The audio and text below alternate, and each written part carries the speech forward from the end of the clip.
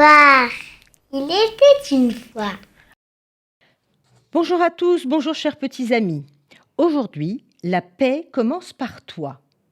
À partir d'une petite histoire qui n'a rien d'original, j'ai eu envie de lire un extrait du texte de Catherine Scholz, écrit en 1990, et toujours d'actualité.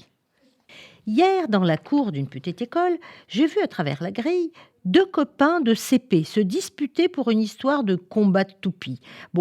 Et puis, alors j'ai vu la bande de CM2 s'avancer pour faire peur à celui qui disait avoir gagné.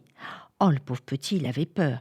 Il était au bord des larmes, mais il a tenu tête et n'a pas cédé, en disant « Hé les copains, arrêtez, je ne cherche pas la bagarre, moi, mais si vous me cherchez, ouf !» La sonnerie mit fin à cette scène. Alors j'ai eu envie de vous dire ce texte sur la paix de Catherine Scholz. La paix peut être intense et rayonnante ou très douce et discrète. Elle peut se trouver dans un endroit calme et tranquille, mais aussi dans des endroits mouvementés. Mais qu'est-ce que la paix ? Comment faire pour avoir la paix ? La paix, c'est avoir ce dont on a besoin. Il y a aussi des choses que tu veux, peut-être, pour rendre ta vie plus équilibrée et harmonieuse, de petites choses. Une tasse de chocolat chaud en plein hiver, une promenade sur la plage ou un endroit spécial à partager avec des amis.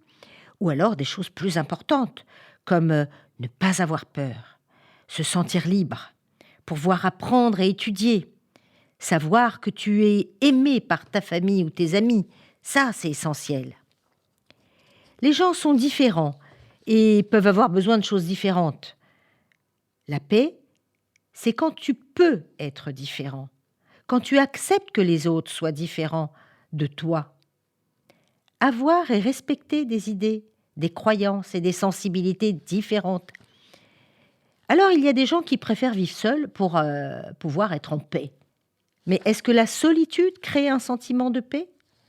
Parfois, il peut y avoir des disputes, des gros mots et même de la violence quand les uns et les autres ne sont pas d'accord. Et là, la paix cède la place au conflit. Alors, soit ils se parlent, soit d'autres personnes s'en mêlent pour avoir la paix, et quand les 2 solutions ne sont pas valables, il faut prendre la 3e. Il y a toujours des choix à faire. Chaque jour, tu dois faire des choix. À la maison, à l'école, au travail. Certains choix ont des conséquences désastreuses, ce qui peut conduire au conflit armé, à la guerre. Cependant, par le dialogue, le respect et la coopération, il est possible de sauvegarder la paix.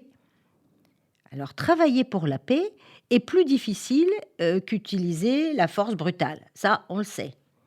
Il faut de la résistance, il faut du courage, de la capacité de comprendre l'autre pour empêcher les conflits de s'enliser dans la violence. Et oui, parce que la violence attire la violence. Et quand on pense à la douleur causée au fil du temps par l'absence de paix, ça fait froid dans le dos.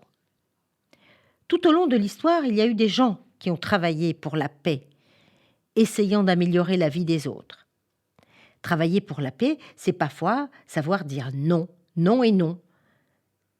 Si vous croyez que quelque chose est injuste, il faut le dire, il faut dire non, et il faut peut-être essayer d'agir.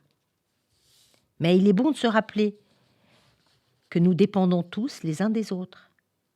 Alors, comment travailler pour la paix ? Voilà une piste. Chers petits amis, cherchez à comprendre les différentes façons de vivre de tes amis. Puis autour de toi, puis même dans le monde. Mais n'oublie jamais que la paix commence par chacun de nous. Au revoir à tous.